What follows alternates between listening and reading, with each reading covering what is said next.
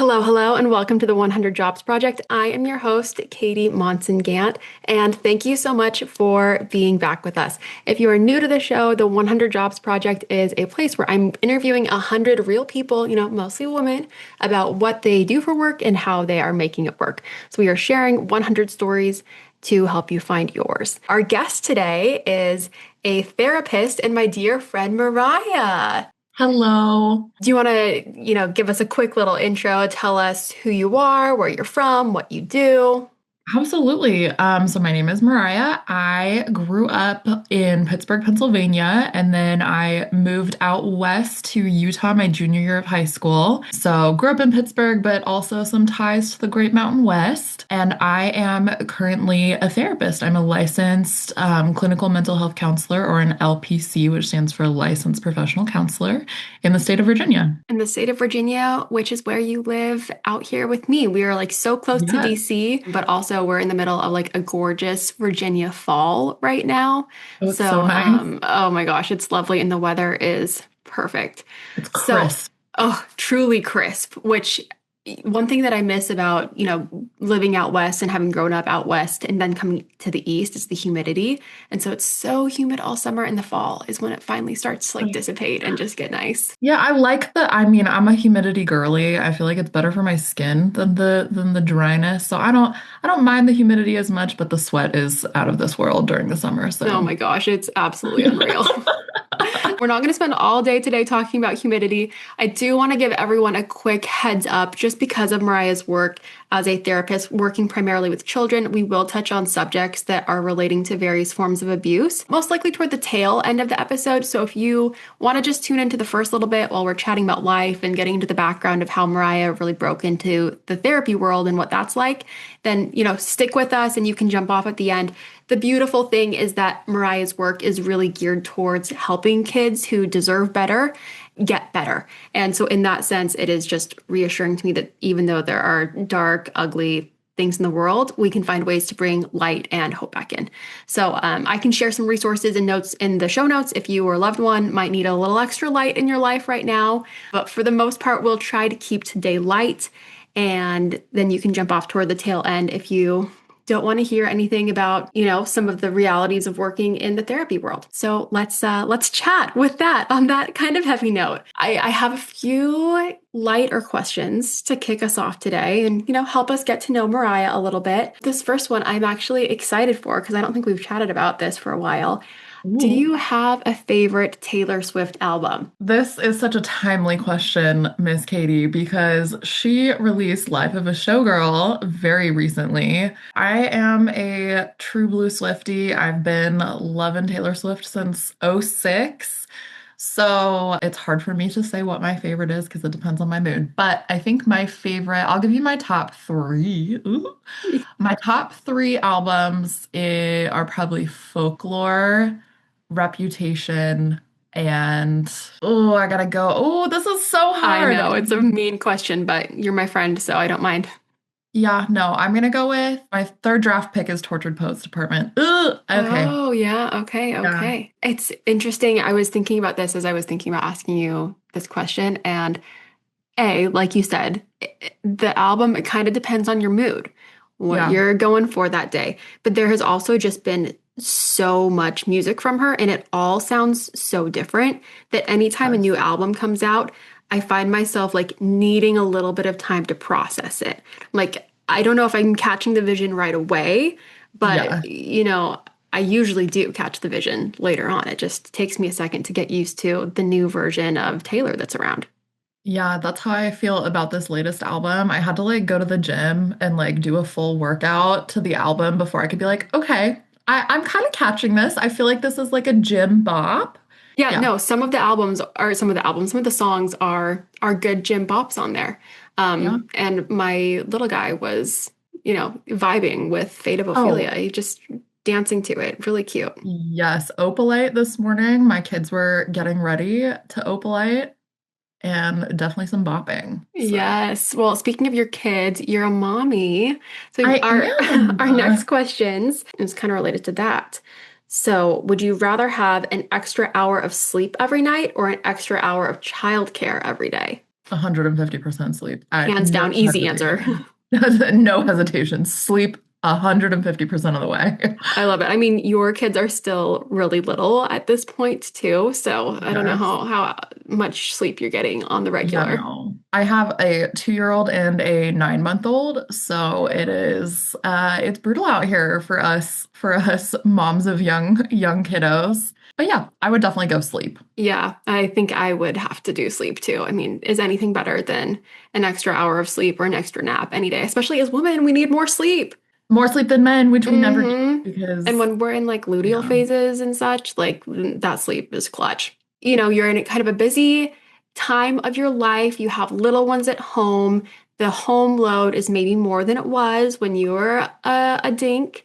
Would you rather never have to do laundry or never have to do dishes? I don't do dishes. This is kind of funny. My husband and I got married like 10 years ago. And before we got married, I looked at him. I was like, I need you to know something about me. I do not do dishes. It was my least favorite chore growing up. I always had to do it because my siblings are not great at dishes.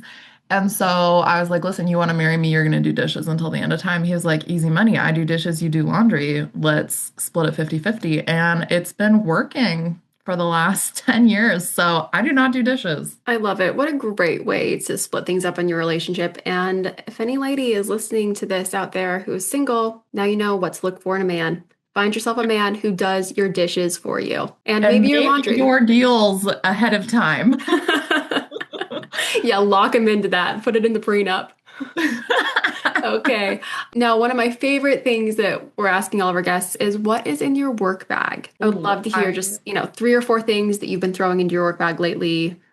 Look at that work I bag. It's so brought my cute. work bag. This is my little recently thrifted find, which I'm obsessed with because I used to Girl, have like ugly backpack. So I'm very happy with this purchase. that is a great thrift find. Oh my goodness.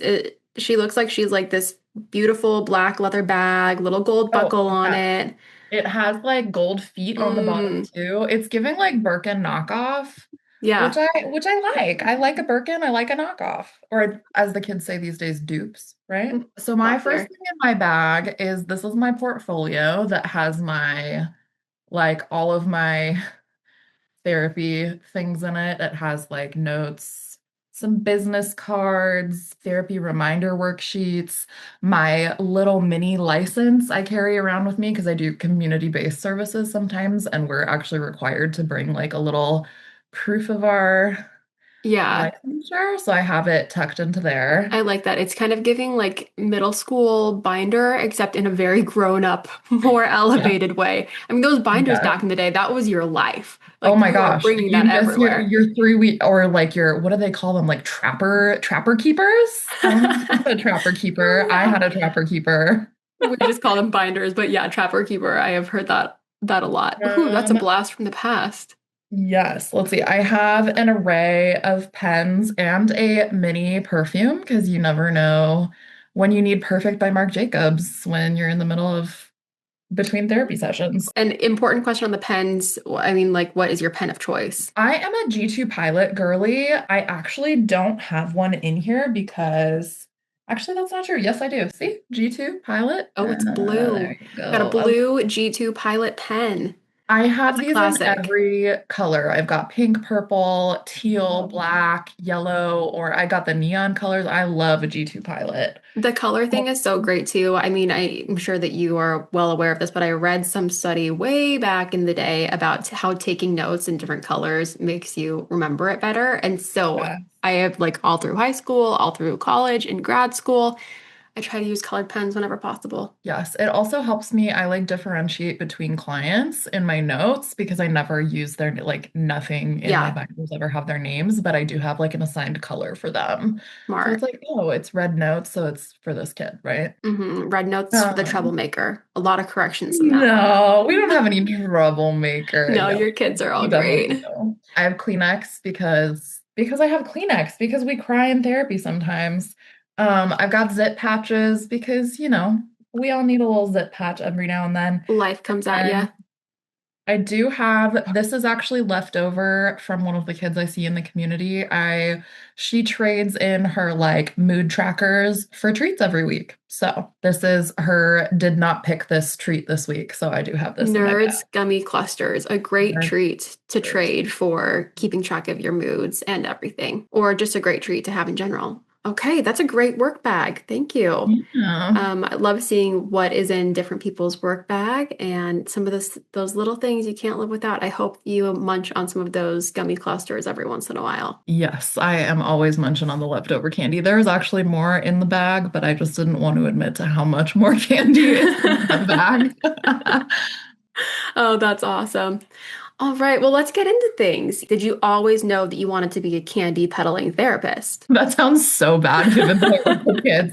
No, actually, I have had many dreams in my life, and I feel like I continue to have many dreams. My background, my undergrad is in English literature, with an emphasis in marketing, actually. So my first jobs out of college were all marketing centric. I was a content writer. I managed the marketing for a nonprofit for a little while. I worked with a lot of bigger brands writing content through different marketing companies and that kind of thing. And I hated it. Like I was good at it and I liked it and it was fun, but I just didn't feel like it fulfilled me. No shade to anyone in marketing because I think it's an awesome field and it's really fun and cool.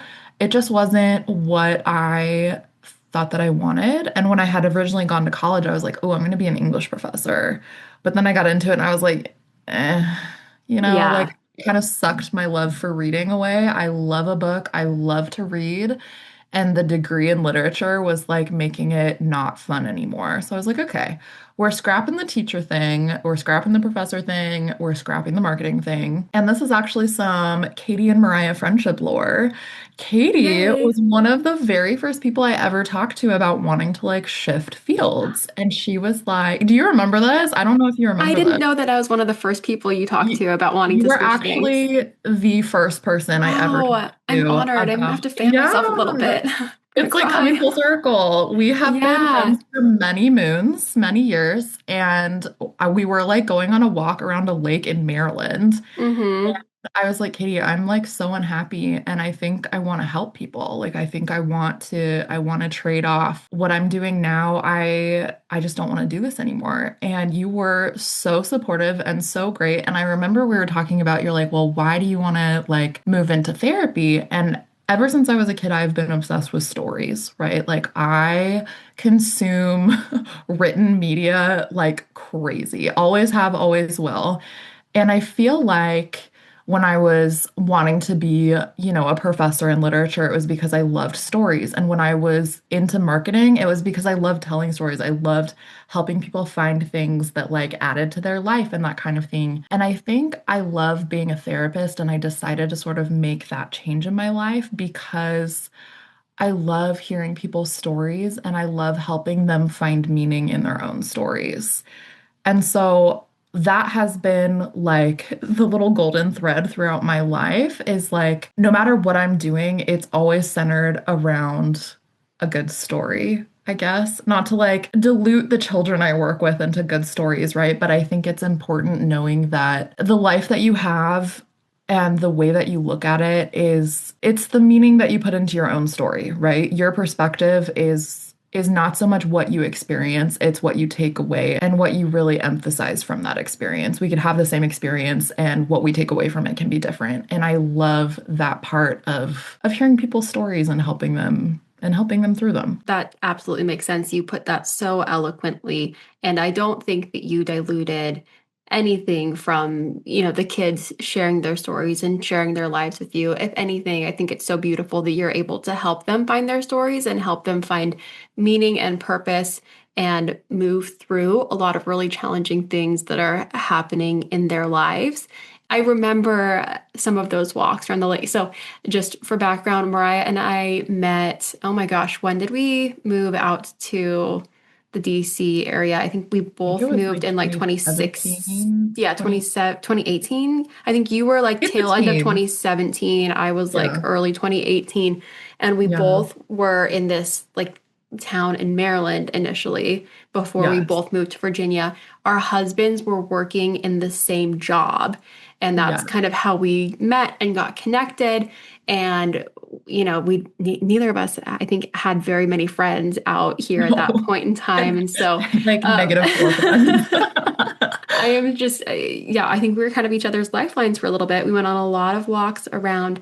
I cannot remember the name of that lake. It was a weird name, but it was a good loop. It was It was a like good a lake. mile It and a was a good half, like 2 miles, and we'd go around it a couple times sometimes. And it was just beautiful, peaceful. We were able to chat about life. We were doing hot girl walks before they were called hot girl Yes, before walks. they were hot girl walks. And we were very hot and very sweaty because it's freaking humid out here. Gosh, it's so sweaty. I'm curious when you were going into college with literature and having that be your major. I mean, had you planned everything out to this point? Were you like super set on, I'm going to go be a Gosh. professor? No, I originally was actually an international relations major declared when I was accepted into college, which is crazy because that was what my husband was majoring in. I did not meet him when I was declared an international relations major. I had switched, I think I switched to anthropology. I hopped around a little bit, but again, there was that like the thread of stories. But this is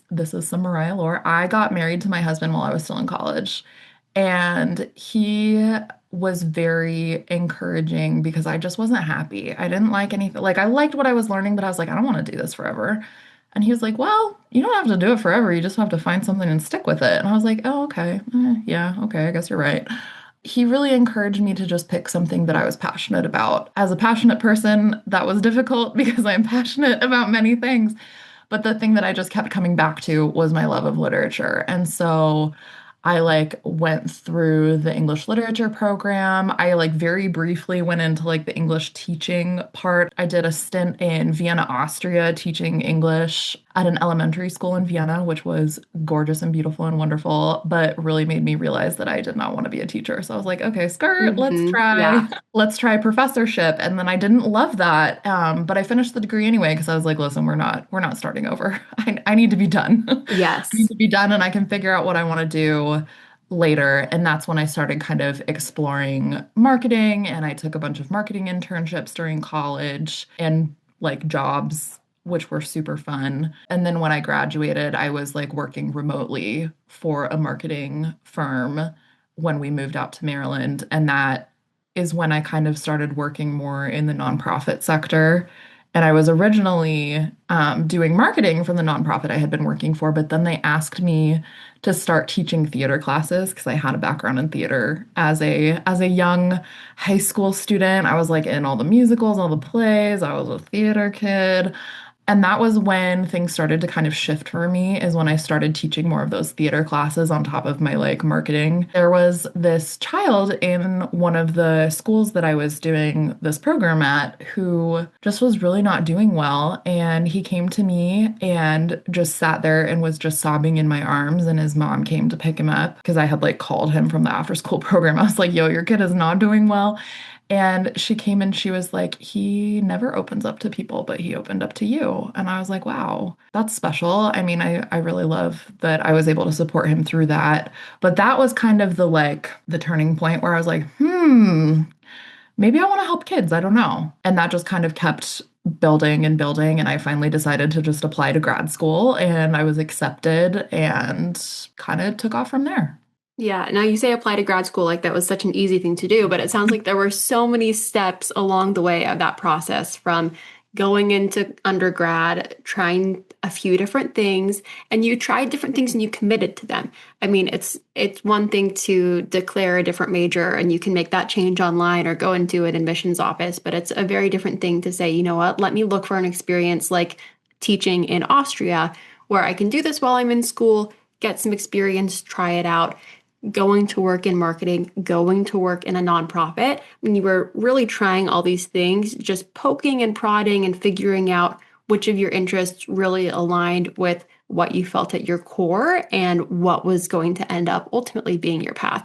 So I love that story too of meeting that little kid, helping him, having that be a catalyst, because sometimes there are catalysts and you have to hold on to those moments where you feel really, really good, and sometimes think back on those when you're going through the hard process of taking the Yes. tests that you need to take to get into grad school, or Yeah. just reassuring yourself that this is an okay path and it's going to work out. The path is hard. I feel like, I don't know, I feel like the journey you take to the destination is almost more important than the destination itself, right? Like going through all of the things that I went through to become a therapist is actually like what makes me good at it versus just being like, oh yeah, I'm a licensed therapist. Here's my opinion. It's like, no, I've built up my experience through working with kids in a nonprofit, through teaching in Vienna and working with families of refugees throughout Europe. Like it all builds on each other. And I think that that's like the really beautiful thing about not being sure is that you get to like experience all of these really cool things that if you were just like streamline, laser focus approach on your life, you might not be able to experience all those different things. And so while I was not the most decisive young person, I think that that was good for me. Absolutely. Now, how was grad school? What was that process like? How long were you in school? What were you doing on the day Yeah. to day? Yeah. So grad school was long for me. So I have a master's in clinical mental health counseling with an emphasis in forensic psychology. And it's a long program. You're in school full time for about 3.5 years, and it is rigorous. So you have about like 2 years of coursework. And then the last year and a half, you are still completing coursework, but then you are doing your clinical hours, which are extensive. So you do a practicum, which is like 1 semester of clinical work, and then you do 2 more semesters of like full-time clinical work at your internship placement. So some people do like a practicum and internship at the same place. I did 2 different places. So before I started my clinical hours, my whole time in grad school, I was working 2 jobs. I worked in the university library, which actually helped me pay for school, which was awesome. And I loved that. Again, shout out to my book roots. So I worked in the library, and then I also worked at a residential eating disorder facility as like a just a counselor, not a therapist. But I was on the floor in the residential facility. So I did that part-time and then part-time in the library. So I was working full-time the first 2 years of grad school, which was a lot, but worth it. And then I moved into the clinical side of things. My practicum was at a private practice. I was not obsessed with. I kind of felt like it was just tossing me in the deep end. There wasn't a lot of training. It was just like, okay, here you are, here's your caseload, go meet with kids. And I was like, what? This is crazy. So in a practicum, you are basically in like a situation where you are acting as a therapist. You have a Yep. supervisor who is maybe sometimes sitting in meetings with you, sometimes letting you off on your own, and you are like giving them very detailed notes of all of your sessions, reviewing your plans for your clients and everything. Does that sound like your practicum? Yes, that is exactly right. And before you do practicum, like this isn't your first time being a therapist. Like you go through coursework during the program where you have to film yourself being a therapist, and then they like review the tapes in front of the whole class and like give you feedback on how you've been sucking and all of it. It's like brutal, But a but small very class, you become necessary. very tight with Yes, all you of the feel people that very you're going close. there with. I still remember some of my very best friends were in that class. We still talk to this day, and I'm like, yo, that was rough, man. That was brutal. But so yeah, it was exactly what you just said. I had a supervisor. She was lovely. I adored her. She is a licensed psychologist, so she was great, helped me a lot. But again, it was very much kind of just not niche. When I say not niche, I mean like I was seeing everybody from like 6-year-olds on the autism spectrum all the way up to like 65-year-old men whose wife just died. There was like it was just so much depth and breadth at the same time that I felt like I was drowning. Yeah, I And can see that being so really, if someone wants a lot of variety and likes that, then like maybe that is for them. But if you're just starting out and you're trying to find your footing, I can see that being really difficult. yeah, my personal opinion in the field of mental health is that you need to like build slowly, like build your skills. One of our ethical guideposts is to sort of not work in a field where you don't have that expertise yet. And that's kind of tricky because how do you build expertise if you don't work in the field? But I think private practice is for seasoned veterans, not newbie clinicians. In my personal opinion, I did not continue my internship at the practicum placement, and that is when I started my work in the Child Advocacy Center, a local child advocacy center here in Virginia.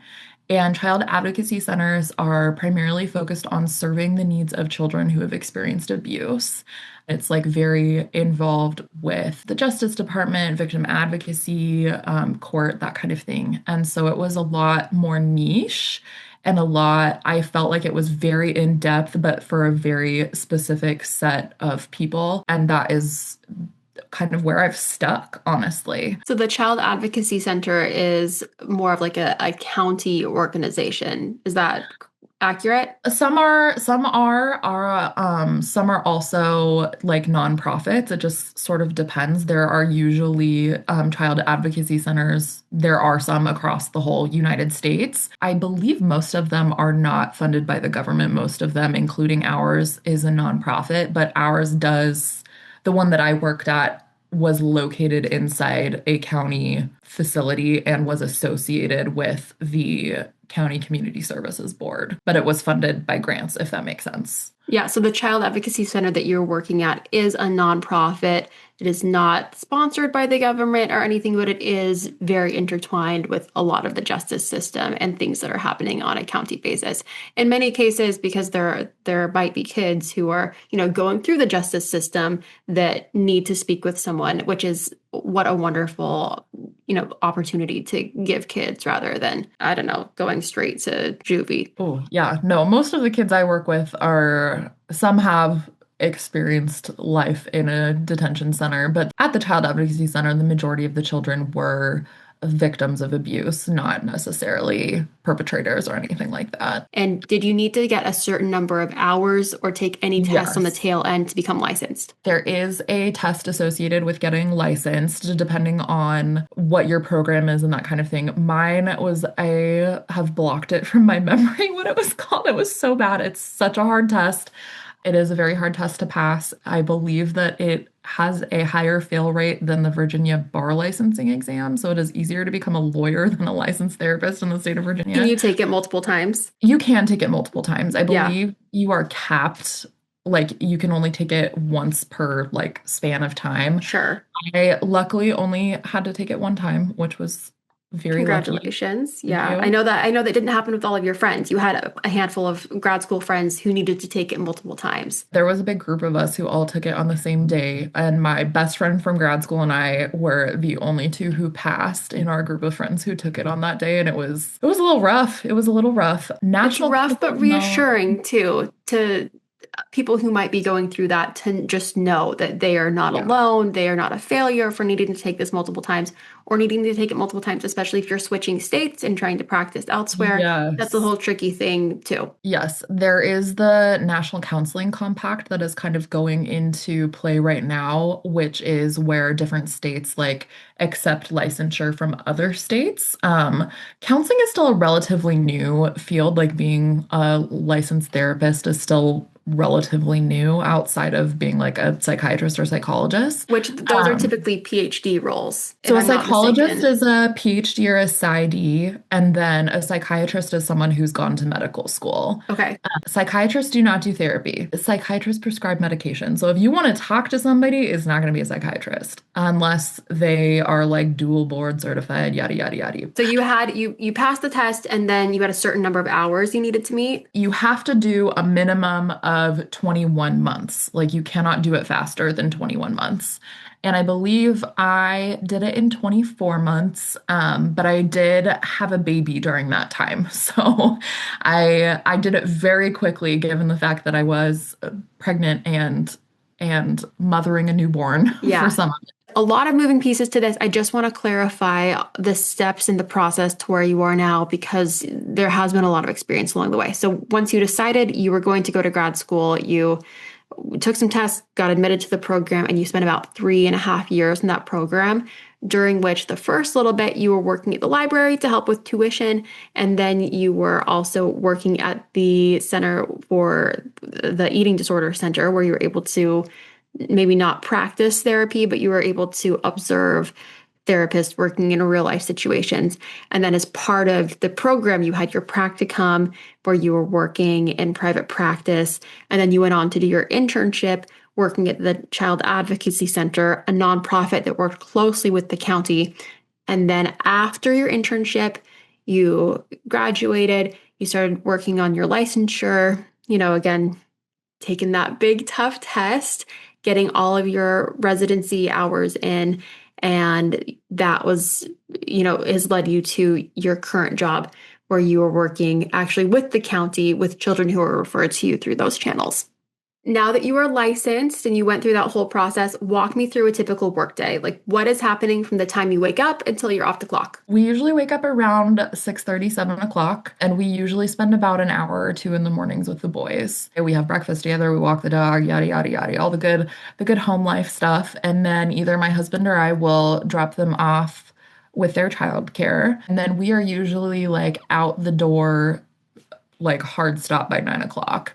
And then I work from home 2 days a week, 2 to 3 days a week, and then I'm in the office 2 to 3 days a week. So depending on if I'm driving into the office, I then usually leave directly from dropping them off at daycare to drive into the office.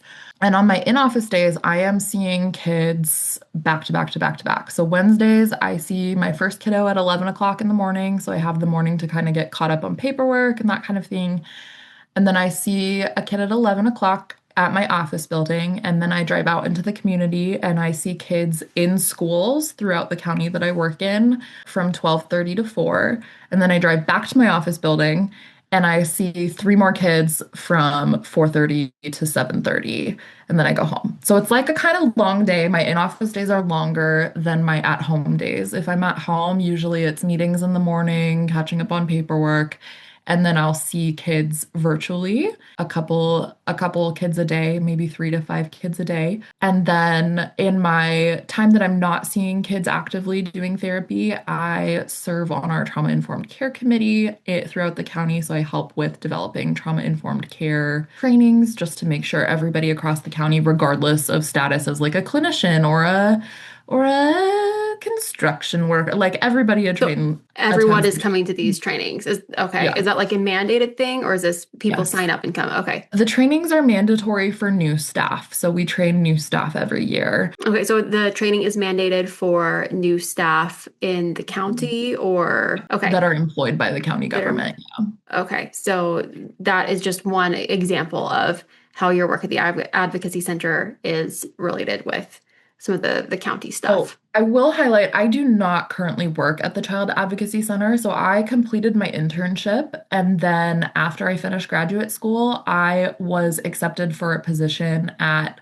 the same county, but in their community services board working with children and families. I am no longer at the CAC, but I still work very closely with a lot of those people. That confused me for a little bit. I was like, I think you definitely work for the county. Have I been wrong for years now? No, no, no. Okay. I definitely work for the county. Now, have you had any particularly memorable projects or moments in your role that stand out to you? Last year, I finished my work to become certified in trauma-focused cognitive behavioral therapy, with is like a specialized version of cognitive behavioral therapy that focuses on using a type of narrative therapy to help kids process their trauma through writing a story about it, which again ties back into my love of stories. You have to be licensed before you can be officially certified. So I was working on that certification for about 3 years. And I love the work that I do with TFCBT. I am very proud of all of the narrative projects that my kids have made to sort of process their trauma. Part of TFCBT at the end, when you've finished your narrative project, part of the like therapeutic process is to then like, if they've written a story, they like rip it up, or if they have made a painting or something, they like can destroy it however they choose to, because it's like taking the power back from what happened to them. And some people opt not to do that. And a couple of my kids have been like, I don't want to destroy what I made because I think it's special, but I don't want to keep it. And so I have this like little gallery of all of these things that these kids that I've worked with have made. And I, of course, don't show it to anyone because HIPAA is a thing. But I'm so proud of those projects and how different they are from all of the different kids. It just shows that like regardless of what happens to you in life and regardless of the trauma that you've been through, you can make a beautiful story from it. And I think that that is something that I am proud to be a part of every single day. You truly have come full circle from wanting to be a storyteller as you started off your college journey to now. I mean, this is quite literally how you were helping these kids tell their story and then find a new one once they move on from these narrative projects. That is absolutely beautiful. Thank you. Yeah. I don't want to stay too heavy for too long. I do have a few questions about what people who are looking to explore this career field can expect. And one of those big things is salary. Oh. ChatGPT is my friend here. ChatGPT told me that, someone working in the US as a therapist, there's a huge range. Someone might start Yeah. off at like $45,000 all the way up to like several $100,000. Does that sound reasonable? And like, how are you going to be at either end of the spectrum? It definitely has some variance. It depends on what you're wanting to do and what your specialty is. If you are working in a nonprofit funded position with kids who don't have insurance or kids who are on Medicaid, Medicare, that kind of thing, that's going to be less money depending on where you're working.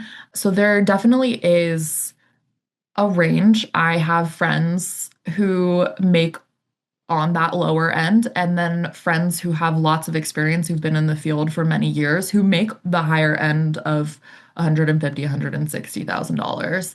So part of it is experience, part of it is where you work, it sounds like. Yes, and Okay. I think I want to note this in case anybody really is interested. Private practice can sometimes come with like the alluring, like, oh, you can make a ton of money in private practice. Private practice usually pays per person that you see. And unfortunately, in the mental health world, you may have a full schedule of kids or people to see that week, and maybe the weather is really bad and half of them don't show up. Or maybe, something happens, people no show from therapy sessions literally all the time. And so in private practice, I have a lot of friends who get stressed out from they're like, well, my paycheck's not going to be great this week because half my caseload no showed. So I think just being mindful of that, it's a good thing to ask questions about if you're to that point in your career and you're looking at working at a whatever I just said, a private practice. I think it's good to ask questions about that before you accept the job. Well, Mariah, thank you so much for joining us today. It has been so interesting to hear your story. I love hearing where people started and where they end up, and international relations to therapy, working with children is certainly quite the journey. And I am honored to have been part of that with you and just so inspired by the work that you do. So I wish you success, whatever that looks like to you. And if you are listening to this, thank you so much. I hope to see you back here. New episodes are out every Wednesday. You can find me at 100jobsproject.com or on social media at 100 Jobs Project. That is 100, like you're writing out the number, not you don't have to spell out the whole 100 situation. So thank you so much, and we'll see you next time. Take care.